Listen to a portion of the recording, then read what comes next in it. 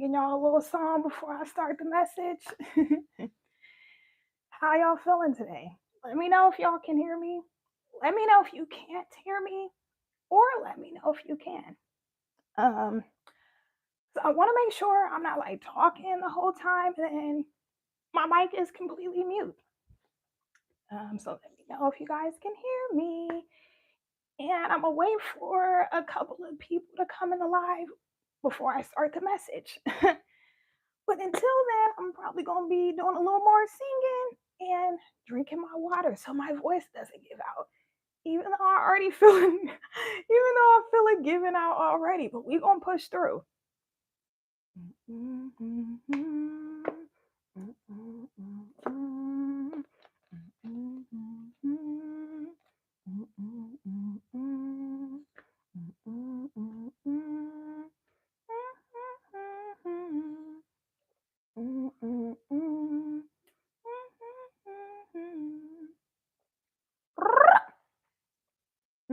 I'm gonna wait for somebody to comment in the live. Let me know if you can hear me. I always feel so awkward when I first start these lives. So I'm gonna probably just start talking in a little bit. But hopefully somebody replies and says something in the chat like, hey, we can hear you. Or hi. Ooh, la, la, la, la, la, la.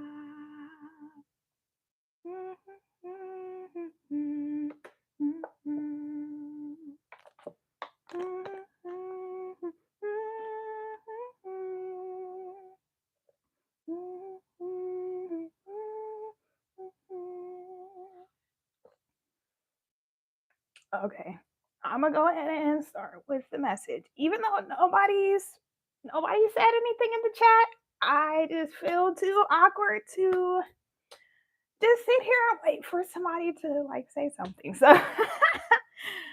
I'm gonna go ahead and get right into the message. Oh, somebody said hi. Hi, can you hear me? Let me know if you guys can hear me. Can you hear me? Can you hear me? Can you hear me? Yay! Thank you. Okay. So let's go ahead and get right into the message. Being anxiously attached, having anxious attachment relationship style. Believe it or not, I used to have an anxious attachment relationship style. Not just when it came to romantic relationships, but even platonic relationships. And we're going to get into all of that. But first, let's break down what exactly is an anxious attachment style. So, a person who is anxiously attached to people, they have a pattern of attachment that's characterized by intense fear of abandonment and a constant need for reassurance. That is definitely something that I used to struggle with. Like all throughout my life, I always had a fear of abandonment. In my romantic relationships, even in my friendships, I always had this worry that I wasn't good enough or that I was too much. I was always worried I was going to do or say the wrong thing and run that person away and just self-sabotage. And there would be so many times I would be waiting on a text message from a guy. And I would just, if a couple hours went by and he didn't text me back, I would be going crazy in my mind. I would start spiraling like, maybe I said too much. Maybe I said the wrong thing. Maybe I shouldn't have used that extra emoji. Maybe I did too much. Like, what did I say wrong? What did I do wrong? Like, maybe he's not interested anymore. Maybe he's not attracted anymore. And then come to find out, the man was just busy. The man was just busy. But that's what happens when you have an anxious attachment style. And I'm already an anxious person. Like I have an anxiety disorder. That's why my voice be shaking and cracking sometimes. But yeah, And sometimes it would be that the guy wasn't interested. Sometimes it actually would be that he wasn't interested anymore. And if that was the case, I would let that affect my self-esteem and how I felt about myself. I would feel like, man, like I'm not lovable. I'm not worthy of love. Like there must be something wrong with me. Why doesn't anybody stick around? Even when it came to friendships, I always felt like the outcast. I always felt left out. I was always wanting to be a part of a group. I always wanted, I don't like, I always just felt like I was an outsider. Even if I was in a specific friend group, I always felt like the outsider. I always felt like the oddball. And even when it came to friendships, if me and a person just randomly stopped talking, nothing happened, they just ghosted me. We were friends one day, and then I never heard from them again. I would let that affect my self esteem. I would be like, what did I do wrong? What did I say wrong? Did I do too much? Like, maybe I should have been more laid back. Maybe I should have been less of this. Da, da, da, da. And that's what happens when you have an anxious attachment. And if any of this relates to you, I know you're probably wondering, like, okay, well, how do we overcome it? Like, how do I stop having anxious attachments to people? The first step is realizing where it comes from. What is the root? I know for me personally, the root of me having an anxious attachment in the past, because now I don't, now I have a healthy attachment to people. But in the past, when I did have an anxious attachment, I realized it was because of my childhood. It was because of my upbringing, my relationship with my parents. My dad was absent. He wasn't really around. He would pop up probably like once every couple years. He would just pop up and he would be around for like a few weeks and then he would just disappear. And I always had this feeling of not being wanted. I'm like, dang, like, why doesn't my dad want me? Like, I don't understand. Like, why does he pop up and make it seem like he's going to stick around and then he just disappears?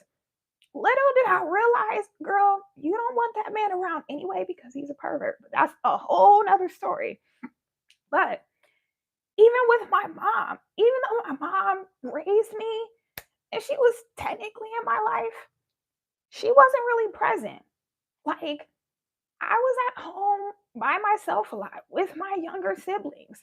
And that's because she had to work, she had to provide for us. But even when she was home, she was physically there, but she wasn't mentally there. Her mind was somewhere else. Growing up, no disrespect to my mom, I just have to be honest. Growing up, my mom, she was really male centered. So when she was home, a lot of times she would be on that phone talking to guys, like, or when the internet became a thing, and like Black Planet and MySpace and all these different like social media websites, she would be obsessively on that. So it's like I felt like I didn't really get the love I needed from either of my parents. And that's what developed me having an anxious attachment. So think back to your childhood, think back to your upbringing. I'm sure if you have an anxious attachment, there is something that you can pinpoint that you can be like, yeah, that's where it came from. That's what caused it. So the first step is to get to the root. Once you get to the root, that's when you have to focus on healing. Healing is that is really the ultimate thing that's going to help you not be anxiously attached to people is healing, pouring into yourself, loving yourself, developing and cultivating that self-love. That's what I had to do. Because really, you having an anxious attachment to somebody and having this fear that they're going to leave you or always needing them to reassure you because you're not secure in the bond that you have. That comes from a lack of self love. That comes from self esteem issues. And I know because, like I said, that used to be me. So that's step number one is getting to the root. Step number two is focusing on healing. And speaking of healing, I need to drink some water because my voice is giving out. But hopefully you guys can still somewhat hear me or at least understand me for the most part. You look nice. Thank you. Mm. Yeah, let me read some of you guys' comments. Actually, not let me not read you guys' comments because then I'm gonna get distracted and I'm gonna forget what I was supposed to say. Even though I am looking down at my notes, I definitely am looking down at my notes so I can make sure I, hit every point that I need to hit. But after you heal, after you heal, that's when you have to start practicing detachment. What exactly is detachment? Detachment doesn't mean you don't care. Detachment doesn't mean like, oh, I don't care about anybody. Like, I don't need anybody. No. Detachment simply means you're not attached to that person to the extent where it affects how you feel about yourself. You're not attached to that person to the extent of where it affects your self esteem or messes with your mood. Whether that person chooses to be in your life or chooses to go, it is what it is. Whether that person texts you back right away or they text you back the next day, it is what it is. Whether that person never reaches out to you again, it is what it is. It doesn't mean you don't care. At the end of the day, you're human. You have emotions.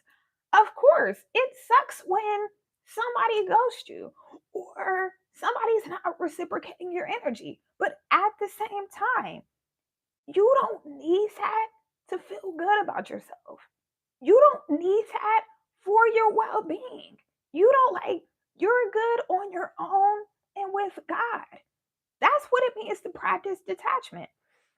I used to be one of those people, like, I wouldn't show it to the other person, but like I said, if somebody took a long time to text me back, or if they never text me back again, I never heard from them again and they just went ghost, that would really fuck with my self esteem. That would really mess with how I felt about myself.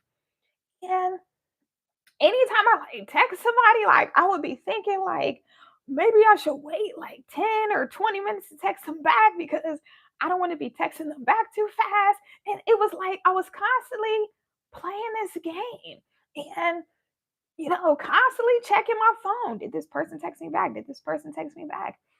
Or let's say like let's say you make plans with somebody and they end up canceling or they end up never reaching out to you again, never showing up and never explaining why they didn't show up.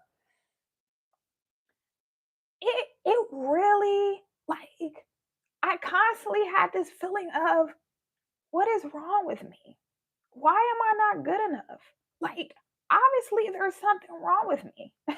If this type of stuff happens, that means it's something wrong with me. But I had to realize, no, those people are just not meant to be in your life. If you didn't do anything crazy, you didn't disrespect that person or anything, and that person doesn't reach out or they don't reciprocate your energy, that doesn't mean it's something wrong with you. It just means that person isn't meant to be in your life. No matter how much you think you want them in your life, God knows they're not meant to be in your life. And that's another thing. You have to have an it is what it is mentality when it comes to everything. It is what it is. I trust God to remove and bring the people in my life that are supposed to be in my life. Whoever is not meant to be in my life, I trust God to remove them. And whoever's meant to be in my life, I trust God to bring them in my life. It's as simple as that. So, like I said, it's human when you want to develop relationships with people and they don't reciprocate your energy. But you like I said, you just have to have an it is what it is mentality. You can stay or you can go. I love myself regardless. Whether you like me and you want to be in my life or you don't. I'm not your cup of tea. I annoy you. I'm too much. That's fine. I love myself regardless. That's another thing about excuse me. That's another thing about having an anxious attachment too. You have to get to a point where you choose yourself in every circumstance. When you find yourself having that feeling of rejection, like, oh, this person didn't text me back, or this person isn't reciprocating my energy, you have to just in that moment when you're feeling that, you have to just say, you know what? I choose myself. It's okay that that person didn't choose me. I choose me. It's okay that they didn't choose me. I choose me. That's the best way to not be anxiously attached to people. And like I said, just trusting God. Trusting God to bring and remove the people from your life as needed. That's it. You gotta have a is what it is mentality, and you gotta trust God. And you gotta love yourself and know your worth and know your value. Like I said, if you're being yourself, if you're truly being yourself and people don't like it or they don't reciprocate your energy, that's fine. That's fine. Instead of looking at it as like, oh, there's something wrong with me, look at it as a blessing in disguise. What you perceive as rejection is really God's protection. So yeah, that's all I have for you guys today. If this message was helpful, if it blessed you in any way, please make sure you like it, make sure you're subscribed, and I'll see you guys soon. Bye.